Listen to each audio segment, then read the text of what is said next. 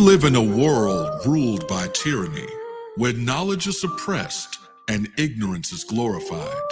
A world where propaganda and misinformation travel the airways at the speed of lies. But in the midst of the violence and chaos, a great awakening is taking place. And as the media empires continue to collapse, a new network is forming. A network of truth, a network of courage, a network of awareness. Peace and greetings. You are now tuned into the Network of Awareness podcast radio station, where we examine current events, politics, health, finance, and topics of cultural relevance in America and throughout the world, while bringing you insightful interviews with guests that will both educate and inspire you. And now, your host of the Network of Awareness podcast radio station, ORRA the Informationalist.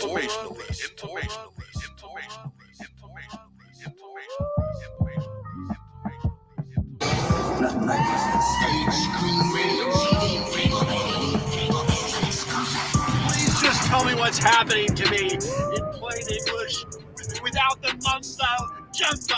My aura is a network full of awareness and gifts like ORRA, the Informationalist. How you doing?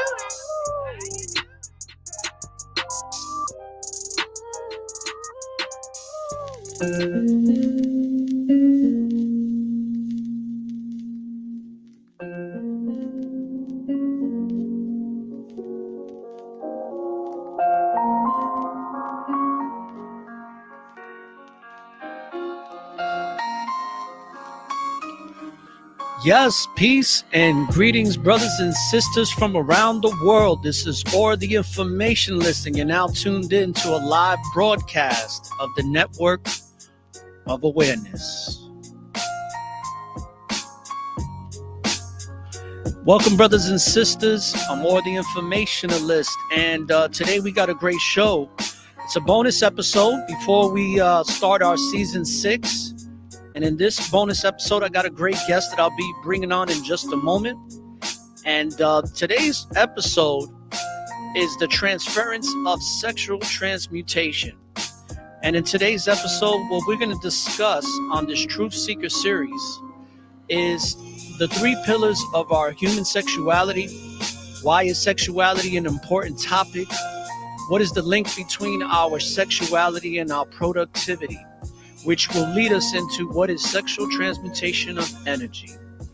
And today I'm going to be bringing on Naailah, or Naailah, and I hope I didn't mess up her name too much, but she's a Carnal Revivalist and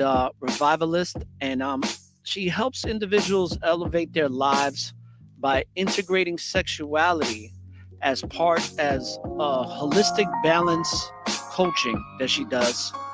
And she states that she initiated her career in this field in 2013 as she was trained as a crisis counselor for the sexual assault and rape crisis centre of Peel region in Canada. And she also specializes in effective communication and relationship management. And she also does one-on-one work with individuals, couples, and families around the world to educate them on sexuality as part of a holistic life balance. And of course, as always, if you want more information, we have her website and all of her contact information in the description box if you want to find out more.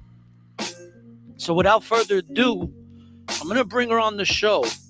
But before I do, I want to read a couple of things here in regards to some of her background and how she got into this work. So that way you get a better understanding of what we're going to be discussing here. So after coming out of a 17-year abusive relationship, physically, emotionally, and sexually, she found her life purpose by expanding human consciousness through education, which is sex education as the vehicle that she uses to elevate human consciousness, because it is a subject generally that's taboo, and we're missing out on very important conversations in regards to this merely due to an uncomfortability of the topic itself. And She also expressed that she spent her last 2 years researching and analyzing different modalities of holistic life balance in the past COVID world. And since December of 2020, she's traveled and stayed in over 10 cities between Canada, the USA, Mexico, to interact with different communities. And her goal was to research and collect as much data as possible to add value and elevate the current human experience. So without further ado, brothers and sisters, let's welcome to the show Naailah Auladin. Hello. Hello. That was Okay, great. beautiful. Thank you very much. Always like to give my guests a warm welcome, and I can hear you pretty well now. So I think it was on my end. I fixed the Okay. issue. So welcome to the show, and I wanted to make sure that people got an understanding of who you are before we even started, because I didn't want to go into all of these questions. I wanted to just read it out there so people get understanding, because there's a lot to discuss in the work that you do. And first and foremost, let's talk about sexual transmutation, because I know that it's something that's discussed Mhm. in the book Think and Grow Rich by Napoleon Hill. I read that book when I was about 27 years old, changed my life, literally. Like, I went from making like $26,000 a year, and I was struggling because that was my only source of income at the time. And I had stopped being a hip hop artist around that time, or I was kind of like not really pursuing it like I used to in my early 20s. So I took on this job because I had a child. Mhm. And of course, I wanted to do the right thing and try to be responsible. And when I read that book, I was making $26,000 a year, which was crumbs.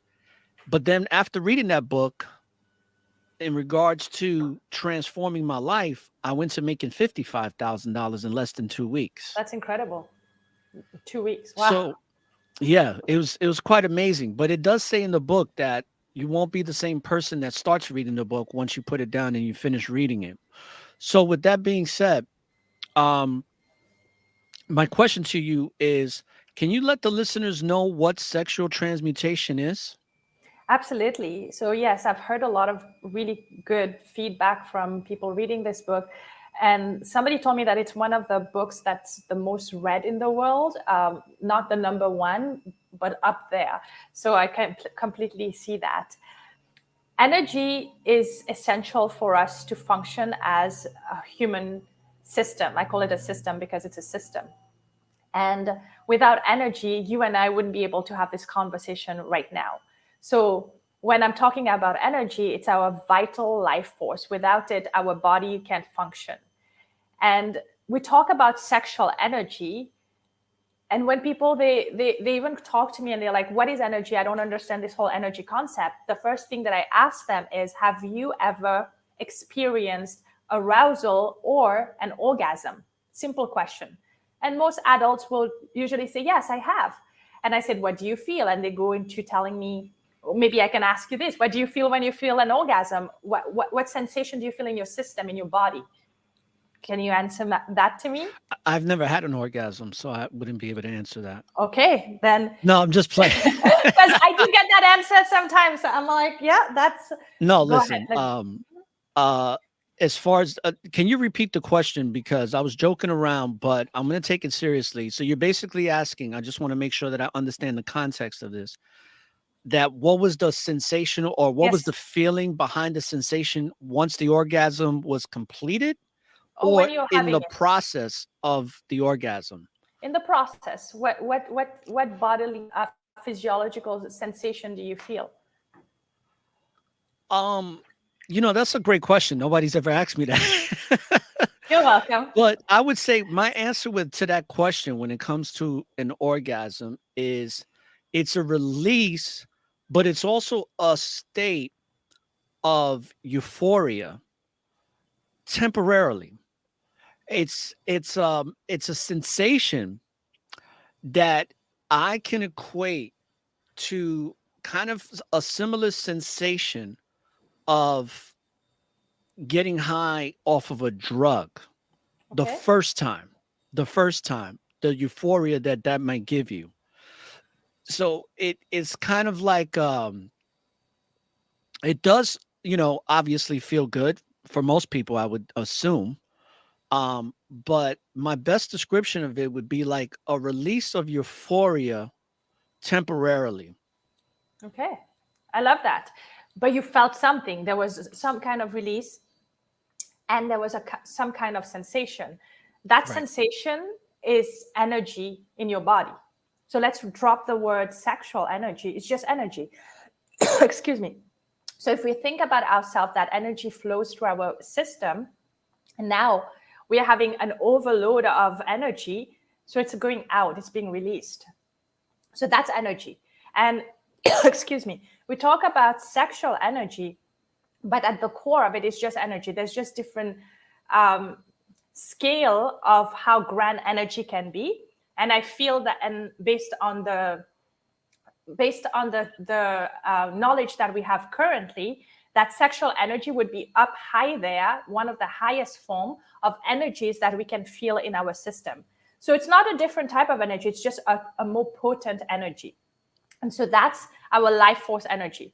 And if I talk about energy again, with the act of sex, we can create a child. That's the one thing that we can do. A man and a woman can come together and they can produce another human. I don't think there's any act or any activity or any action out there that can yield that kind of creation. So clearly our energy is connected, our sexual energy is connected to creativity. We are able to create with this. Now, Right. we start understanding, okay, so if energy is something that we cannot create energy and we cannot destroy energy. Energy can only be transmuted from point A to point B. So when we are experiencing this euphoria and we're experiencing this energy, this sexual energy through our body, we can transmute it as well if we are not creating a child with it. So that's kind of the idea with sexual transmutation. Let me ask you a question about that when it comes to procreating, right? And bringing a child into the world, or at least conceiving a child in the conception of it all, which is the sexual part.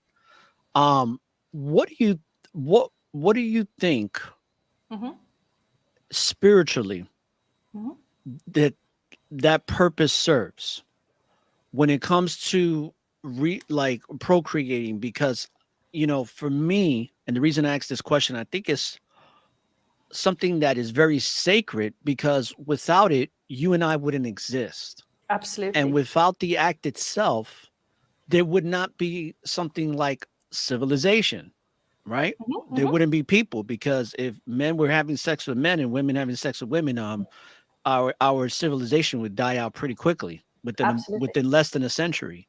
So, um, what does that purpose mean to you on a spiritual level when it comes to those two opposing, or should I say, two energies, being the feminine and the masculine, coming together to bring about life? Mhm. And I love the fact that you said, according to me, because this is my opinion. There's no way for us to Right. actually have a right or wrong answer to this. Based on my understanding and where I am currently in my journey, I feel that the purpose of I believe that there's one collective consciousness of who we are in terms of oneness, and we split, and because we want to experience it differently, and we are always looking for a better experience, so we improve and then we split again and we improve. So basically what we are doing is we are splitting to have as many experiences as possible and to have a better experience. So there's two aspects of it, and that's why I love technology, because everything to me is a tool. You can use it as a weapon, but you can use it as a tool. Right now, you and I are in two different countries, different time zones, having a conversation through means of technology. And technology is being able to use something to make our life better. So I feel we procreate because we want to experience different things and we want to do it in a better fashion. And that's how I link it back to Tantra, because the word Tantra means technology. It's one of its translation in Sanskrit, which is a tool or a technology. So to have a tantric life or to live tantrically is to want to live a better life and have a better experience and have intention between that. So that's basically my understanding of it. Wow, interesting. I didn't know that tantric means that technology. I just learned something today. So let me ask you this. When was the last time you utilized sexual transmutation, and what was it that you were able to accomplish when you did so? So right now, currently, I'm using my my personal sexual transmutation in my life to reconnect with my shadow self, to reintegrate with my shadow self. So you asked me about when was the last time, and I had to give you an honest answer. That's not what I would recommend for people that are getting into that field, understanding this practice, or if they are new at it. This is something that I've been doing this for a while, and this is where I am on my personal journey. When I started, it was very, very different. But right now, currently, as of today, I am using my sexual energy to reconnect and integrate my shadow self. Okay, so that obviously my next question is, what does that mean? So integrating your shadow self, what exactly does that mean? And when you say shadow self, because that's a word that I've been hearing a lot for the past year, is shadow work. Everybody's doing this shadow work, shadow work, shadow work. So you're talking about utilizing sexual transmutation to integrate with your shadow self. So Yes. what does that mean? So let's break it down. Why am I using my sexual energy for something? It's because sexual energy, as I mentioned before, is just a energy. It's energy. There's no different types of energy, in my opinion, but there's different scale of force, how powerful an energy can be. There's just like electricity, there's voltages. So according to me and my experience, our sexual energy is the highest form of how that energy can manifest itself in this world.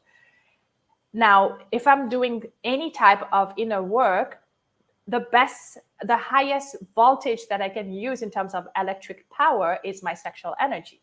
So we've established this. Now let's go to shadow work. What is shadow work? So shadow work, we are made out of our conscious mind, subconscious and unconscious mind.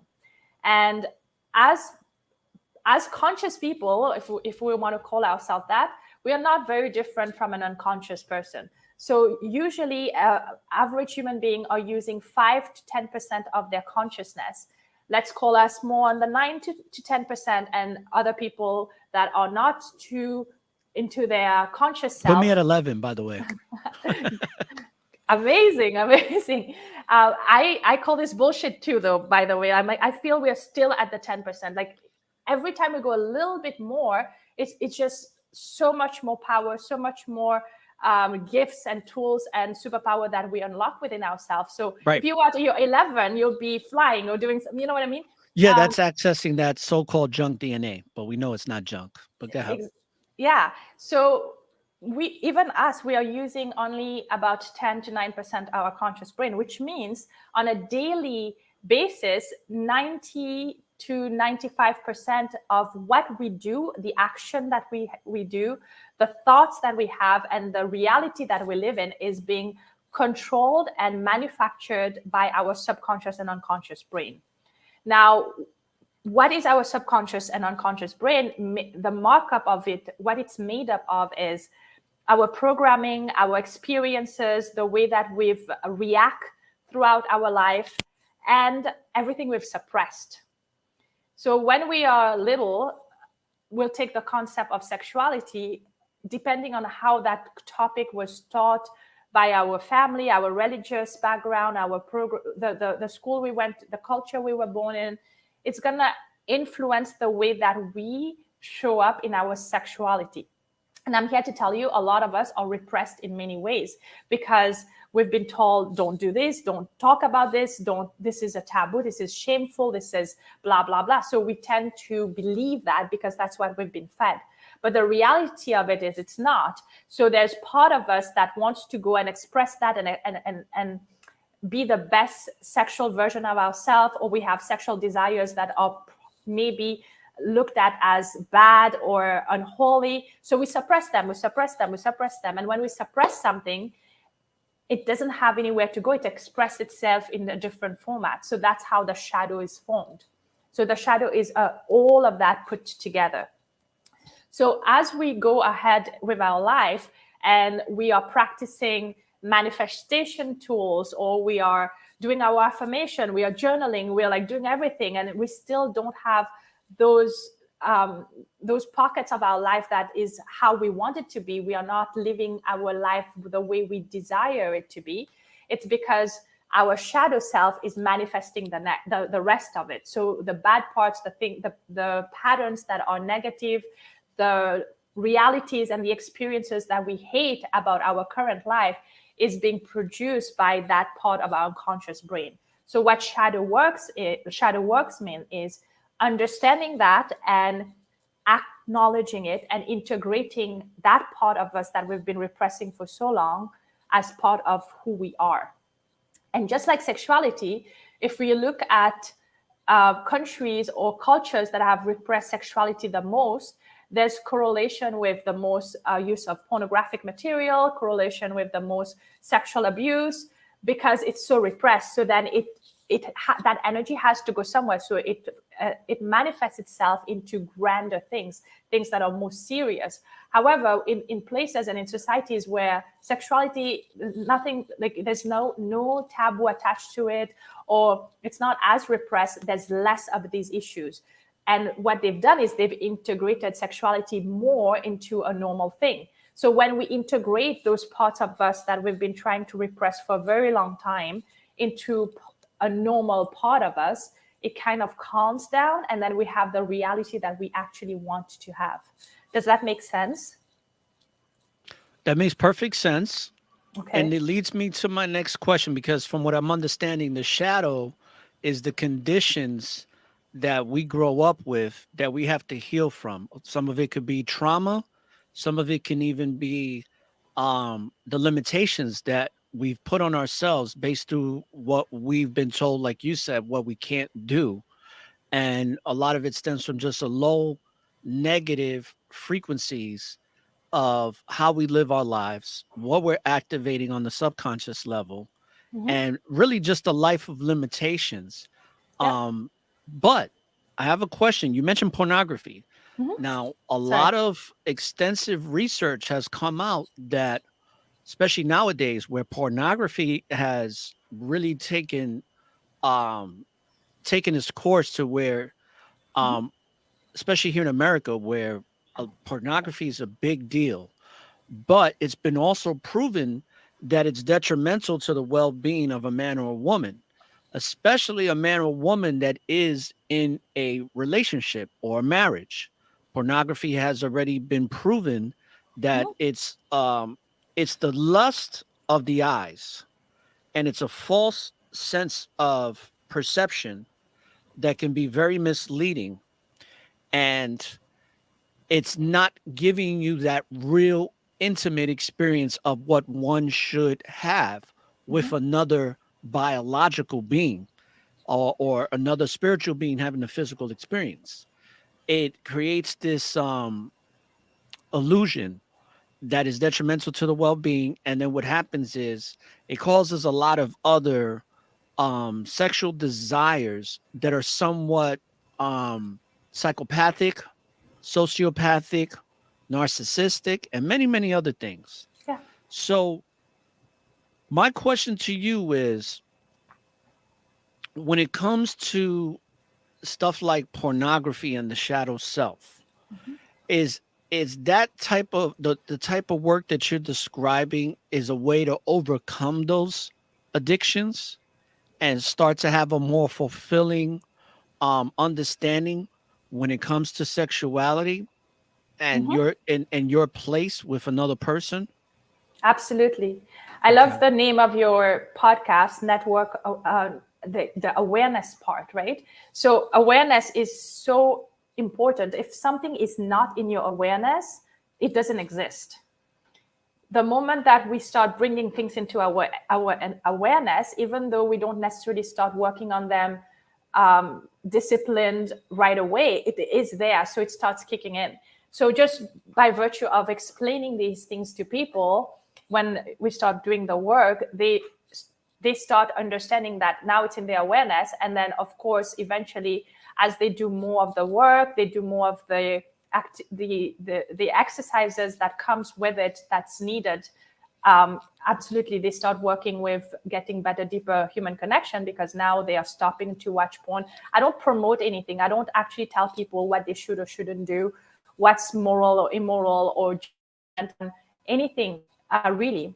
I just provide them with tools and information, and then and solutions. So then that allows them to make informed decision about, oh, should I continue watching porn? What is that actually doing to me? What is a better alternative?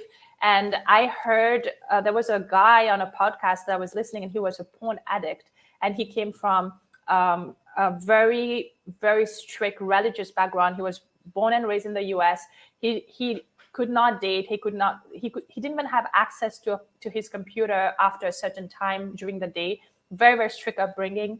And the moment that he got a phone, he got addicted to porn right away because he couldn't date. So that's the suppression that leads to these types of addiction or other things.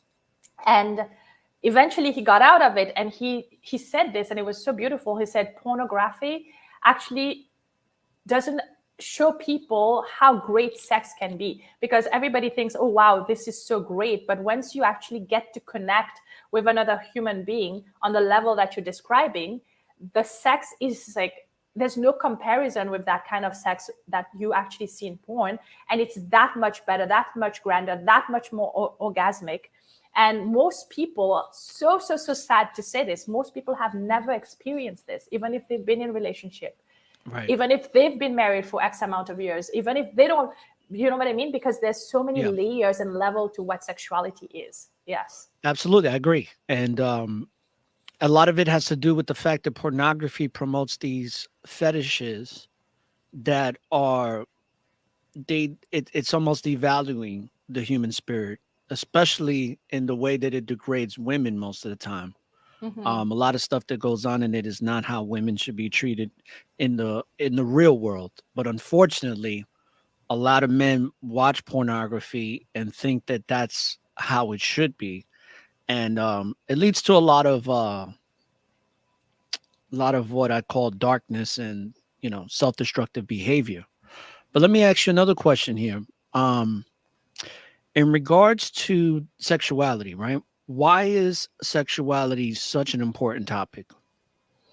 It is an integral part of us as a human being. It is as important as having a good diet, exercise routine, sleeping on time, because it is connected to our hormones, our mood, our motivation, our self-worth, emotional intelligence, creativity, productivity. The list is so long.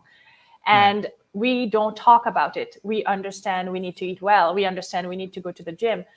But we don't really talk about needing somebody like me that actually sits down with you and helps you identify how your sexual blueprint, I call it your current sexual blueprint, your current sexual paradigm has been formed, where it comes from, why do you have the desires that you have, why do you have the shame that you have, and how, by eliminating and removing those trauma triggers, repression, you can have the best life that you want. And it's not just going to influence you in your sexuality. It's going to influence you in your work, the money that you make, the relationship that you have, the communication that you have with people. Like, it just transforms you.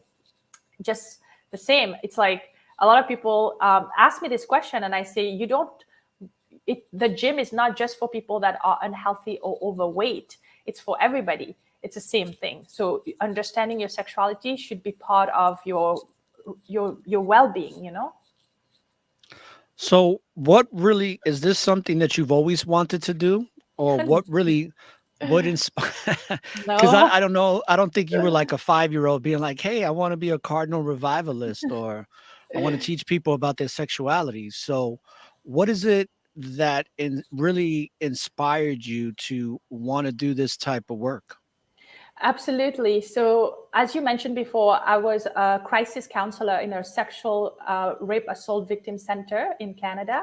And that was something that I did as a volunteer. I got trained fully for this. So, that would be people calling when they were actually in crisis and you had to de escalate them. So, I learned a lot. I had a lot of compassion and empathy and love for what I did there. And I also worked in the women's prison and help them with self-confidence and the issues they were facing in the jail for a brief time while I was doing this.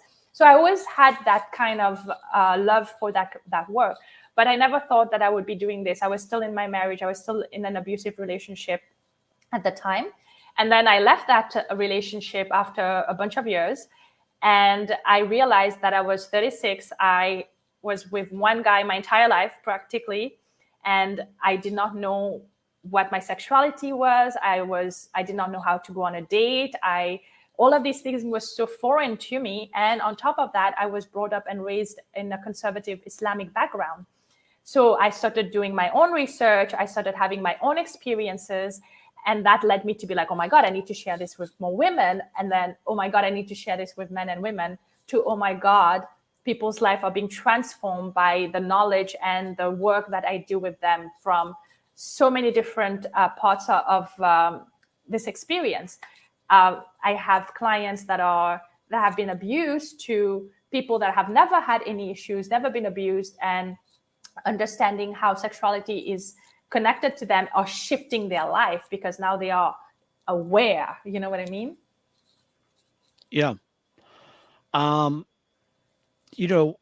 wanted to kind of give you a little bit of background about me, and then it'll lead me into this question, because this is something very important that I want to get your feedback on. See, through your experiences in your counseling. And if you don't mind me asking, how old are you? I'm 39. Okay, you're 39. All right. So I'm I'm gonna be not that 40. much older than you. Okay, great. All right, wonderful. I thought you were a lot younger. I would have thought 30, but okay. I get that a lot. Hey, that's good. Melanin, is a good thing. So let me ask you this. In my experiences, I started having sex at the age of 17, but I could have started having sex at 11 with a 15-year-old girl, but I was scared or whatever. And I figured, especially understanding what I understand now, I feel like I had sex way too young at 17 years old. Definitely wasn't prepared for it. And I definitely, once I turned 18, 19, I had a lot of women that wanted to have sex with me very quickly. And at that age, I didn't have the discipline that I have now, understanding things a lot better. So I slept with a lot of different women that wanted to have sex with me right away. Always. They meet me. Sometimes it would happen in a day. Had a couple of one night stands, going out, nightlife, meeting certain women. And even when I wanted to wait, they didn't want to wait. So it led me down a path in my 20s to where I was very promiscuous. And then slowly but surely, after I had my daughter and I got into my 30s, it slowed down tremendously to the point where I became self-disciplined in not having sex with women that I meet, and really focusing on developing friendships. And I became celibate for many, many years. And I've had about 3 stints of celibacy. And one of those is right now as we speak. And it's been like that since last year. And my question to you is like, it took me a long time to learn certain things, especially when it comes to setting boundaries in a healthy manner. And I think if I would have learned that at an earlier age, I probably wouldn't have had as much sex as I had when I was in my early 20s. And what I wanted to ask you in regards to all that is if you could let the listeners know, like, what is the concept for you when it comes to developing a friendship between a man and a woman? Because for me, being at the age I'm at now, I feel like what do you think sex plays in that part? Because excuse me. My throat is getting dry. I'm gonna have to drink some water, but I think I got it back.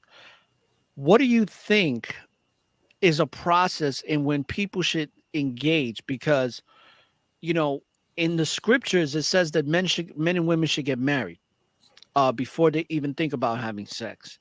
And I agree with that because knowing what I know now, I feel like, especially when it comes to sexual transmutation, when people come together in a relationship, I think sex should be the last thing that they find out in what they should be doing together when getting to know each other. Because things like respect and developing a friendship to see if that person is worth the time and if they're loyal, if they're going to be with you in the tough times, to really kind of get a great understanding of who they are as the person.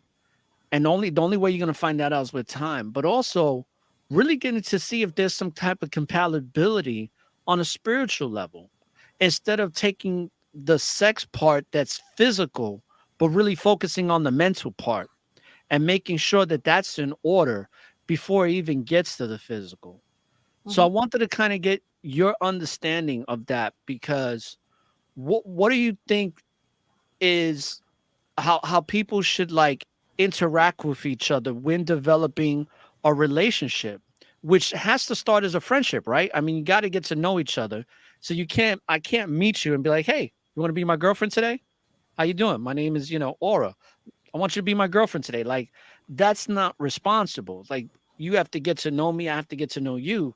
So I want to get your thoughts on that, because especially with the millennials, they're treating sex like it's sport, and they're not respecting the sacredness of what comes with sex in the physical act, and they're not giving enough respect or attention to the mental part of it, and really getting to know somebody and having somewhat of a moral compass when approaching a relationship. And I know Mhm. that's a long-winded question, but I just wanted to kind of give you as much as I could before you answer. You have a lot of questions within that question, so I will go from the beginning. That's what I do, by the way. So just to let That's you know. okay. That's all good. I like that. So first of all, I don't promote anything, like I said before. So I'm not gonna say you should or you shouldn't. I just give information, and then people go based on what makes sense for them.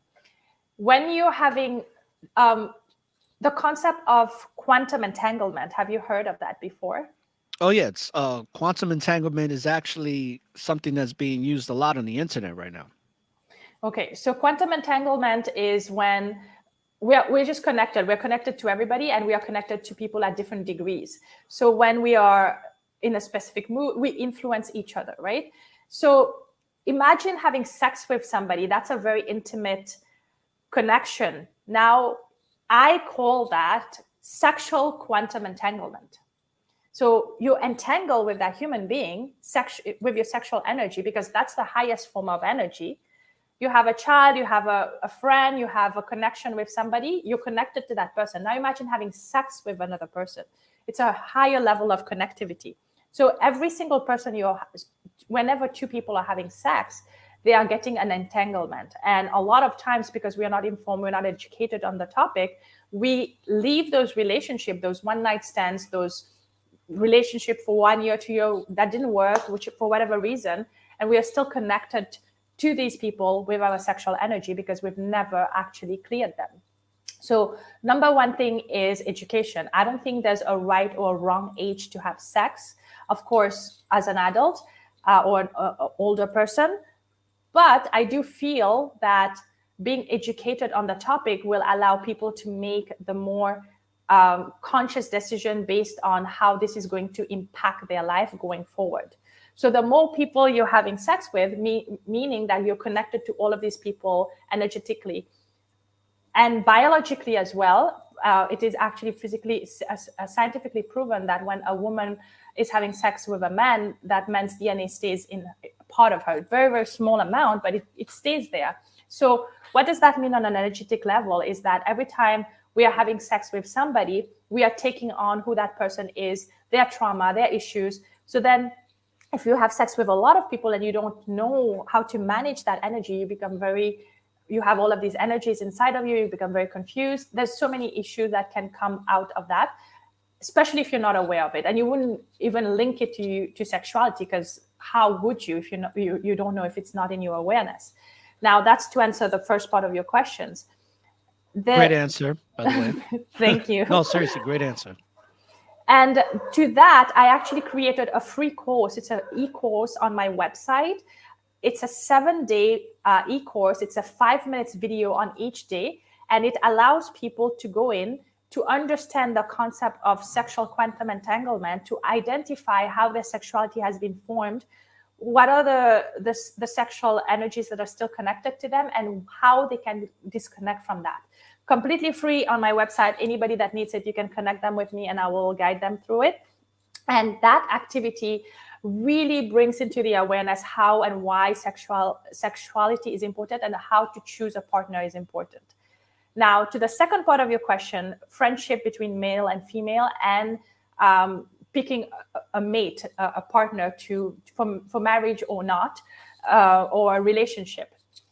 So I have the most beautiful connection and friendships with men that I cannot even express it. And there's no sexual tension. There's no sexuality involved.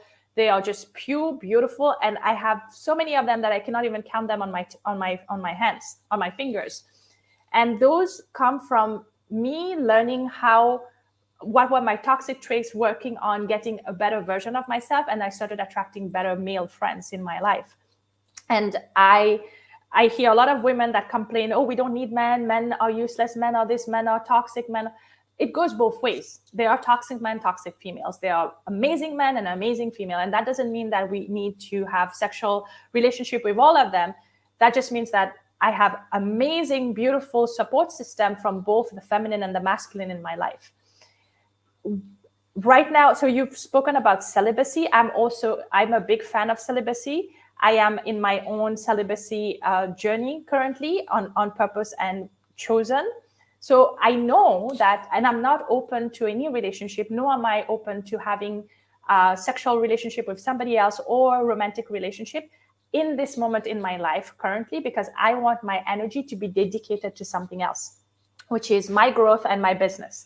Let me ask you about that. Sure. Let me ask you about that, because being celibate is a good thing. But when do you think you will be ready, if ever, to engage in another intimate relationship that will have sex in it?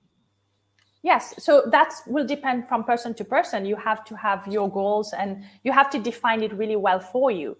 So I know what would be mine and where I need to be before I get there. So those are personal questions that I have answered for myself, and everybody has to go through their own journey of understanding that and where they want to be. And I don't want to say that celibacy is better than being out there having sex. That's not true. All of them have their advantages and disadvantages depending on what journey you're on, what are your goals, what are you trying to achieve. So there's no right or wrong for anything. That's why everything that I do is so personalized and customized, because everybody's different and on a different journey, on a different level, right? So for me right now, I absolutely adore my celibacy. I am so connected to my own sexual energy, and I have the most beautiful friendship around me. So when I do meet a man, for example, I will tell them that right away. And that shouldn't impact the relationship or the friendship that I have with them, unless they had intention of having a romantic relationship with me, which is fine. It's okay. And then they let me know, oh, no, I actually and I've had many of those. I was just going to ask you that. Did you have guys be like, hey, nice to know you? Yeah, a lot. And it's a beautiful filter. And you know what it does? It saves me time, so much time. Right. And I love it. And they're like, I cannot be friends with you because I'm very sexually attracted to you. And I'm like, I honor that, but that's not the route that I would desire to go down. I have so much respect. Like I'm very, very blessed that I attract beautiful men that even when they are talking those conversations with me, they are doing it with the most purest form of respect. And it's the energy that I put out there that I get back, you know. So to go back to the original question, when you are meeting somebody, so if you're in a celibacy path, then you're not open for other relationship. But if you are, you would tell this to the person and be, hey, I am currently open to having a romantic relationship with somebody. Give me a second. I need a little water. Excuse me. I am. Yeah, I heard that gulp, so the microphone is pretty good. That was on you before. Oh, hi. Are you here? Yeah. Yeah, I'm there. So you would tell the person, whether you're male or female, hey, I am open for this right now. And let's have an open conversation. Let's have a mature, adult-like conversation of what I need to be fulfilled in a romantic, sexual relationship, what that means to me, what are important for me. And then ask them for theirs as well. Because you might be defining romantic, sexual in one way, and the person isn't. And that's another way to basically just save you time. Oh, I don't want to get married and I just want to have some fun right now. That might not be what you want. And you'll be like, that's not for me. So it saves you time. You can still be friends with that person, but you know that that's not going to come to an outcome of a different type of relationship, because that's not how you guys align. Now the person's like, oh yeah, this is how I want to be in a relationship. That's exactly what I'm looking for. Okay, so that's number one. Now, I call this the parameter setting, the 4 non-negotiables. So what are the 4 non-negotiables that are yours that they absolutely need to be met in a relationship that you're having with a woman? For me, if I'm going to pick a partner, and that applies for most relationship in my life, I need to have clear, concise, effective communication. I need to have authenticity and vulnerability. I need to have honesty and respect, and I need to have love. And I'm not talking about romantic love, because I have love for my friends who just love. So those is that going to be love unconditional or with conditions? These are conditions already. So okay, I'm just asking. No, love is a state of being. Love is not an emotion. So when you love, you love unconditionally. But there's always condition to everything, in my opinion. Like it's impossible. Yeah, I'm a being of love, but there's condition. If somebody's gonna come and abuse me, the love can stay, but there's a condition there that I'm not gonna take abuse. That's my boundary. Yeah. So to go back to this, so you would tell the person, you would find the middle. You will see, okay, this is my 4 non-negotiable. This is the person's non-negotiable. Can I reflect that? Do I agree with her non-negotiables? And am I bringing this on the table too? So if I say I value effective communication, I need to also be communicating effectively. If I value honesty and respect, I need to show up in honesty and respect as well. So it goes both ways. So those are the basic work that I would say people need to do first before they even talk about having sex or any of those things, because that's what makes relationship work. Once you have those things, then you can start talking about what that looks for me. Oh, you know what? I might want to get to know you better for a while before I want to engage in sexual activity with you. For these reasons, is that something that should be able to consider it? Is that okay with you? The person might be like, I like that. I don't like that. I have a friend couple, and they've been together for over a year. They are extremely successful. They travel around the world together. They sleep on the same bed. They shower together, like a normal couple, but they've never had sex. And their love relationship is so beautiful because they've developed ways of connecting with each other that are deeper than most couples that I know. And he just proposed to her. They are going to get married. It's just this like magical thing that's happening in their reality because they are communicating and they are expressing what that is for them. And all of that were discussed at the beginning, just like I'm expressing to you. That's what I teach people to do. And people might be like, you go to a date and you talk about this. Yes, that's what a lot of people do. And that's when it becomes very successful. And because you know going in all of the things that you're committing. It's not taking you by surprise after 6 months, a year, 18 months. You know what I mean? You're going in with all the knowledge and the information needed for a successful relationship. I think that's beautiful. that your friends are doing that, because I think that when they do get married and do decide to have sex for the first time, I think that that sex is gonna be very meaningful, and it's gonna be the type of sex that most people don't have these days, Mhm. because they're establishing something spiritual and keeping it sacred in their marriage and really getting to know each other, it sounds like, right? So, Yes, so and important. I think that's a wonderful thing. So let's go back to the quantum entanglement Mhm. of, you said clearing quantum entanglement. You said people sleep together and a woman will have the man's DNA. They call it, back in the days, we called it essence. So there's Okay, a certain essence that the woman will carry of the man, but the man as well as the woman. of course, But the woman more because she's the receiver, right? exactly. So, and that's why you have these women that are hoes, right? They're sleeping around and they're cuckoo for cocoa puffs. I mean, literally, like they're like all over the place in a state of confusion, very irate. I mean, you name it. It's almost like they have ADHD on steroids, because they've had so many they have so much sex with so many different people, and a lot of it stems from a great sense of insecurity. But then you also have a lot of men that do the same thing, and they are very like they have no empathy, and a lot of times it leads to psychopathic or sociopathic behavior, Mhm. just because they don't have value for human life. They look at people as cattle or almost Yeah. like animals to use for whatever reason and serve their purpose, and that's it. So how does someone clear, in your words, quantum entanglement with someone? What is the clearing process, and how does someone become successfully cleared from that? So I call it sexual quantum entanglement because quantum entanglement, you have it with everybody that My you bad. have. I Yeah, forgot the yeah, sexual part. that's okay. That's something that I completely, that's my own term.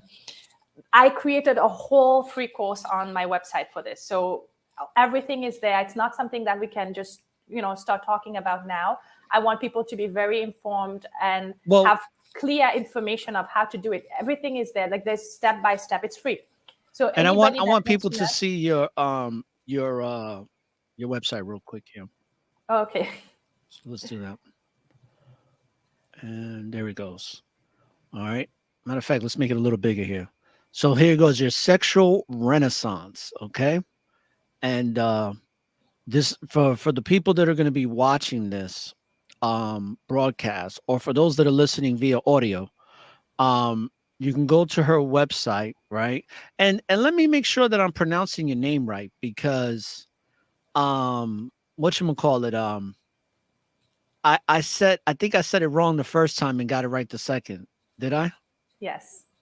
It's Okay, but Naailah. can you, Naailah, there we go. Naailah. Yeah, it's Naailah. New Okay. York to LA. NYLA, Naailah. Yeah. So Naailah, right? So Mhm. Naailah, this is your website for those, and I have all the links already in the description box on both the podcast and on YouTube, Twitter, and Facebook. But going back to the response that you were giving about this sexual quantum entanglement and the process of clearing a past sexual quantum entanglement so that you can be cleared from it and hopefully start something new with a new person, and kind of get rid of the excess baggage that you collected. Mhm. Yes. So if you go back on the website, I can quickly share Oh, where sorry. this is. That's fine. That's perfectly fine. Since we have it there, let's just do that. Yep. Let's go back to the website. Okay. So where would you like for me to go? So if you go on resources, there's a lot of free resources there. So if you Okay. click on here, the first thing that you see, just don't click on anything yet. I just want to tell what this is. So you have the free sex e-course. That's the one where you clean your sexual entanglement. And Okay. then you have my, I've created a 7 series. This is my one-on-one that I do with people that are customized. So I took the essence of that and I created an e-course. So that's for people that wants to have access to this. And then I have a lot of articles on the blog.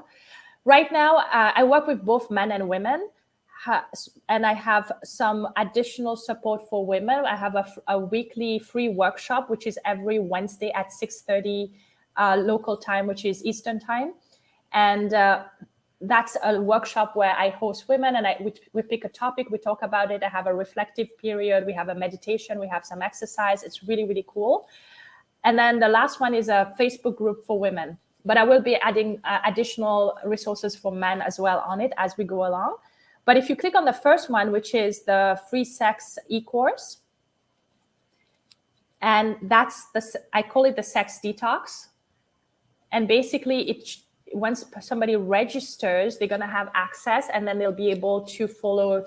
It's a 7-day e-course, and I recommend not having sex, not masturbating, completely detoxing yourself from your sexual energy.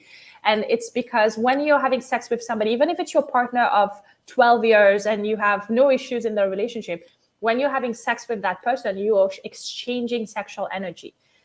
You're taking 7 days to just connect back with yourself and taking a break and saying, who am I sexually? Why am I this way? How did I get into that a sexual being that I am today, and how can I shift this? And you can't do that when you entangle with other people. So taking a break for 7 days is super important. And then you go back stronger into your relationship or into understanding who you are sexually, because now you're cleansed, you are more aware, you understand things clearer. So that's why I created this course. And I want everybody to share it because I've created it for everybody to use. That's why I did it for free. Okay, great.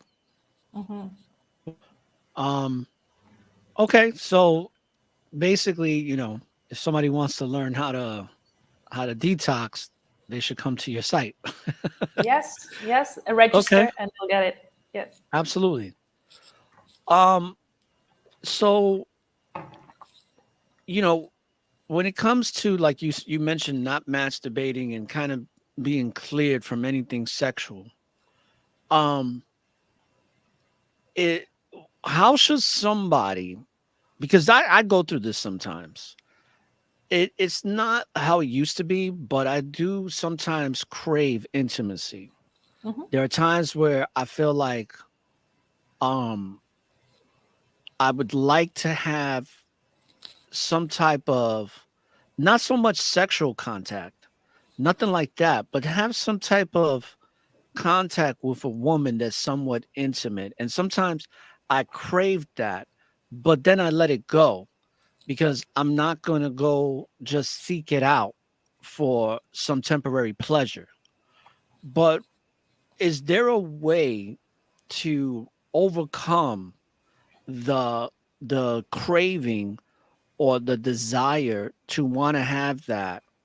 And if there's some way to go about it, can you please let the listeners know?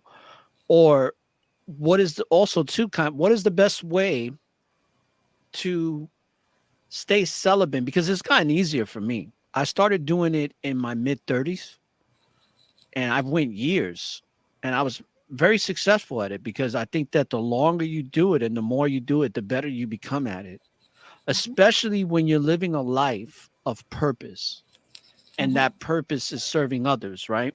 Like that ancient saying that when you look for happiness for yourself, it eludes you, but when you seek happiness for others, you find it in yourself. And I truly believe that.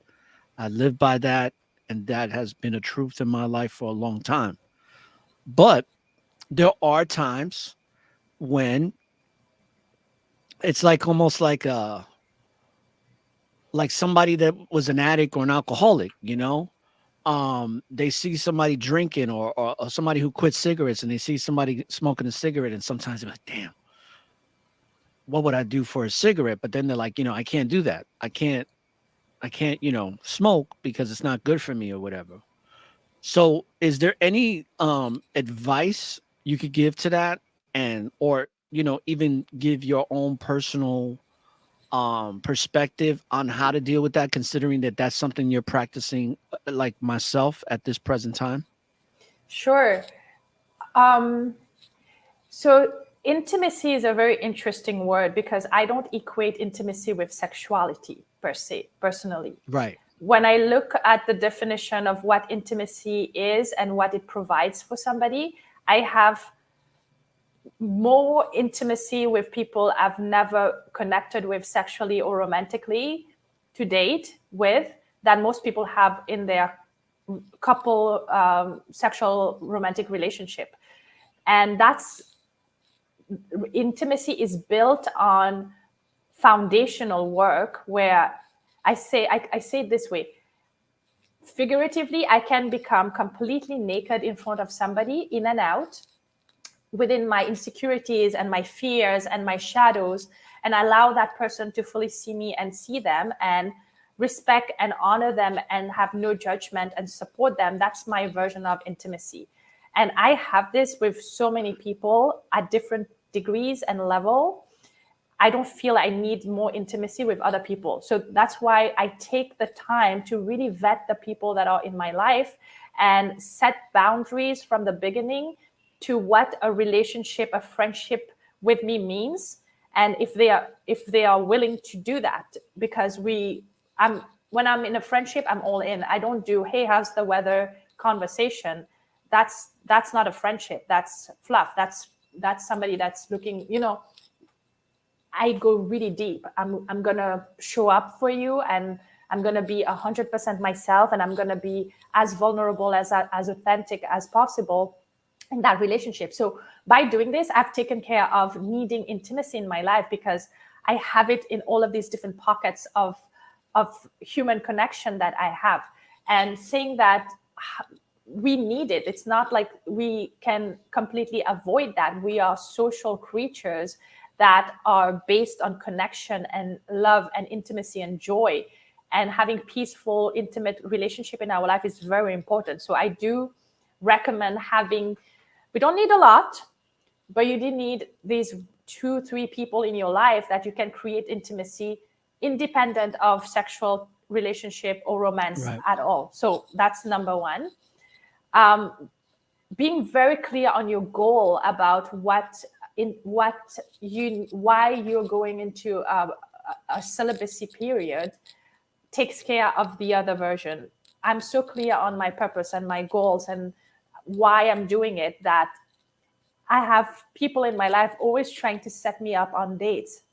I have a friend couple that are begging me to go on this date with this guy that they think is going to be so amazing with me. And the guy's also on a celibacy journey, and they know I'm on a celibacy journey. And they even are like, you pick wherever you want to go. We'll finance the date type thing. You guys need to meet. And I'm like, no, I'm not. Because I'm so clear on my path. It's going to waste my time and his time because I'm not open to this at all. So that takes care of that. That doesn't mean that those are things that are different from sexual needs.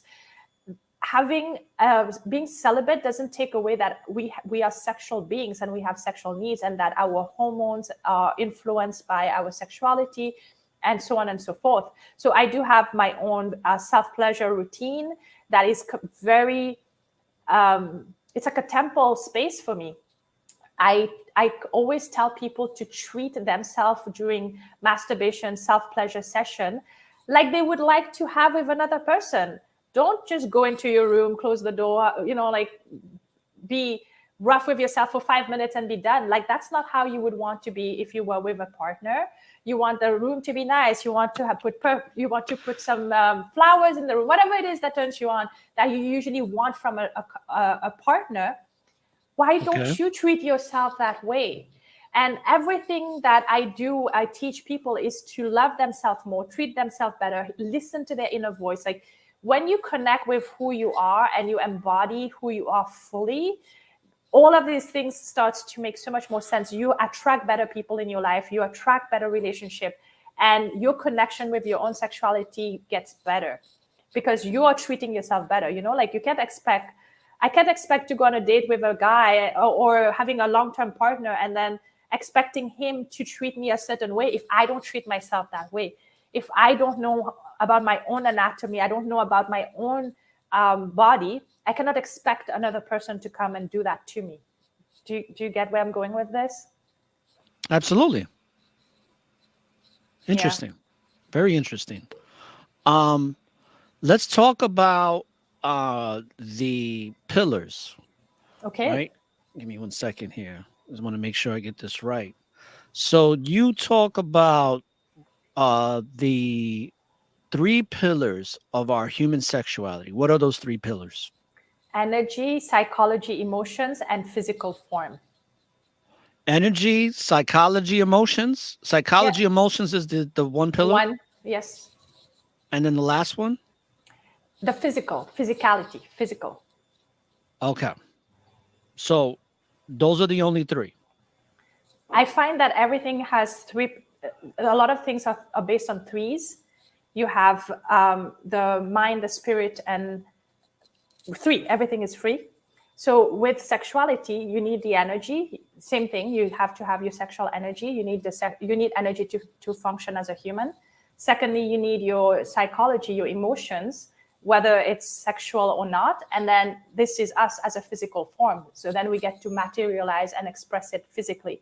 But those two comes first. So when you have sexual energy, you are experiencing a kind of emotion, you're feeling something, and then you have the physical form. So those are the three pillars. Wow, very interesting. Interesting stuff. I'm learning a lot in this conversation with you. Um, so last but not least, let's talk about this balance work because I'm a true believer in balance. I think everything Likewise. requires balance because too much of anything is not a good thing, and lacking or scarcity is not a good thing. But also living a life of abundance when it comes to life is a really great thing. But even in abundance, there's a way to balance out the abundance that you live your life in. Because I think when you live a life of scarcity and doubts and all of that, that's just a negative lifestyle. It's not going to be fulfilling. So let's talk about this life balance and what is it that you focus on when you teach about life balance?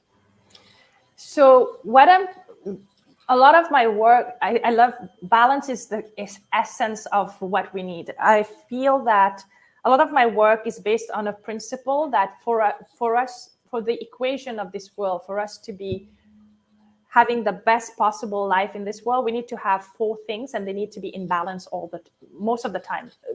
Right. You go out of sync, but eventually, on an average, they balance themselves out. And those four core principles are faith, action, discipline, and intelligence. And most people are a little bit more into one than the other. Understanding it and balancing it is the key. So going back to an example, let's talk about having a better lifestyle and having a better body shape. Somebody wants to have a better, healthy body, better body shape. So first, they need to have faith that they can achieve this. Because if they believe that they can't, that's also a faith. So they have faith that they're not going to achieve it. So it's going to go into that direction. Or they can have faith that they can achieve this body, this new body type, and they are going to achieve it. Now that's number one. That's faith. Now, if they have the faith, but they don't do anything about that faith, nothing's going to happen. So they need to take action. So how do they take action? They engage into activities that's going to promote the lifestyle of the new body that they want. So they take action. Let's say that they get registered at a new gym, or they do some coaching, or they start going to buy the proper produce for the new diet or the new lifestyle change they want to make. So now they've taken action. So they've had faith and they've taken action. But if they don't have discipline and they don't keep it up, nothing's going to happen. So they need to have discipline. And then now they're scrolling on social media and they find that there's this little sticker and you can buy it and you can put it on your belly button. And if you put it on your belly button for 3 weeks straight, everything's going to be magic. You're going to be that exact body style and type that you're looking for. So they believe in it. So they have faith. They have action. They purchase the sticker. They are disciplined about it because they put it on for 3 weeks straight. But they clearly lack some kind of intelligence because it's not going to work unless proven otherwise. I don't think that works currently in our timeline. So you need all four. You need to have the intelligence as well. So you're always balancing that. It's like the tire of a car. So when it comes to sexuality, I find that people are either, everything is a mirror. They are either on the taboo side, on the under-sexualized side, or on the over-sexualized side. And it's not that the taboo side is better than the over-sexualization, or the over-sexualization is better than the taboo. They are both at different measure of rating, of scale. And bringing that into the center by providing awareness, education, opening up the conversation, giving people tools to understand these concepts are going to bridge that gap. It's going to bring it back into balance. So I'm working with the collective consciousness of sexual energy to bring it back into the balance, because the more we have taboos, the more we're going to have over-sexualization. It's going to create more of it. And once people start going into that balance in their sexuality, they start having balance in other areas of their life. Because as I mentioned before, your sexuality is connected first to your money. I didn't bring that part, but that's what the whole book, Think and Grow Richer, your sexuality is connected to your finances, because it's connected to your self-worth, what you think you're worth. And if you have a self-worth that's crushed subconsciously, you might not even be aware of it. You're not going to thrive financially. It's going to help you with your emotional intelligence. It's going to help you with your creativity. It's going to help you with your motivation and your willpower. So everything starts influencing each other. And then you all of a sudden have this elevated life because you decided to balance part of your life, which is your sexuality, or any other part. Balance is key. Okay. Well, listen, I want to thank you for coming on to the show. You provided a wealth of information. And before we end this broadcast, is there any last words, and you can take as long as you want, that you want to leave the listeners with before we close out? Well, thank you so much for the opportunity. I really, really appreciate this. My purpose here is to bridge the gap between the over-sexualization and the under-sexualization. And by having my voice expressed through your podcast means the world to me, because now this is in your awareness. This is in the awareness of everybody that's listening. And they're going to go and take this information and share and multiply it. So it helps with my purpose. So thank you, thank you, thank you. And as a last word, I'd just like to give one last advice to everybody. So when you're in a relationship, any type of relationship, whether it's a mother-daughter, a spouse relationship, I want to offer you this beautiful thing that I apply in my life. When somebody comes and they are tired from work, from school, they have had an issue, and they come to you, ask them if they want advice, or if they want an advice or solution, or they just want to hear somebody to hear them out and be there for them. Because a lot of times when our people come to us, they want one or the other, but not both. And we create a lot of conflict and tension in our life by providing the one that they don't want, or both at the same time. So that solves so many conflicts, so many fights, so many communication issues by saying, what do you need me to be in this moment? So I encourage you to practice this with the people in your life. And it's beautiful, beautiful how it transforms people's life. And I'd like for anybody that's listening to this that wants to connect with me to do that. You have my website, lots of resources there. And for anybody that comes and say that they've heard me on your podcast, I'll offer them a complimentary 30 minutes call. They can ask me anything that's personal to them, and I can give them advice accordingly. Okay, great. Well, hopefully people will take advantage of that are listening to this episode. Anything that's for free, I think people should always take advantage of, because there's not many free opportunities in this world. So I want to thank you, Naailah, for coming on to the show. Like I mentioned before, you provided great substance, and I truly believe that this show is going to be very edifying for people in getting a better understanding of the importance of sexuality and how it plays a role in their lives, especially when it comes to their productivity, right? So, brothers and sisters, I hope that you enjoyed this episode on the transference of sexual transmutation here on the Network of Awareness. And as always, we just bring you information from people from all different walks of life, and to give you great education on how to be the best version of yourself today and tomorrow, and also to just have awareness so we can also expose all the long legacy of lies in a world that's constantly lying to us. So it's better to have a great understanding of the lies so we can better understand the truth. So with that being said, when you live in the present, there's always an opportunity for a new beginning. Stick around, Naailah, for a second. And don't look for the light at the end of the tunnel, brothers and sisters, because the light is and always will be within you. So light up that tunnel and find your way through the darkness and do that proper shadow work. All right? Yeah. Because the light is always within you. So that with that being said, peace, love, and light, brothers and sisters. Shalom.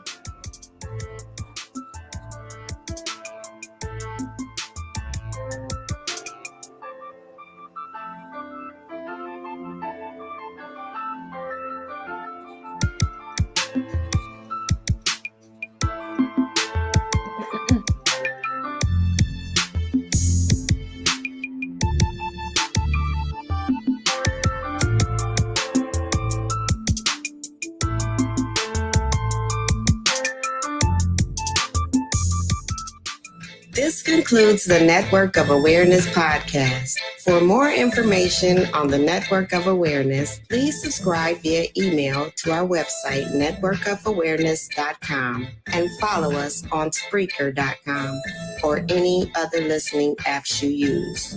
For any questions about the NOA, email us at ORRA@networkofawareness.com. Thank you for listening to one of the fastest growing podcast shows on society and culture in America and abroad. When you live in the present, there's always an opportunity for a new beginning. Peace and blessings. Peace and blessings. You are now tuned in to the Network of Awareness.